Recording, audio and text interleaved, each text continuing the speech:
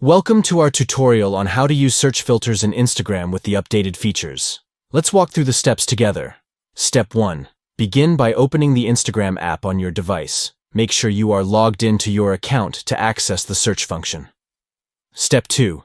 Tap on the search icon, which is represented by a magnifying glass, located at the bottom of the screen. This icon allows you to start searching for specific content on Instagram. Step 3. Enter the keywords or phrases of what you are looking for in the search bar at the top of the screen. This could be usernames, hashtags, locations, or specific accounts you want to find. Step 4. Just below the search bar, you will find a panel displaying different filter options.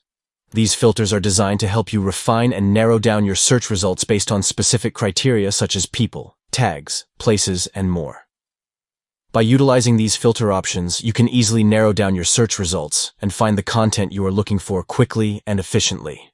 Experiment with different filters to discover new accounts, explore trending hashtags, or find posts from specific locations.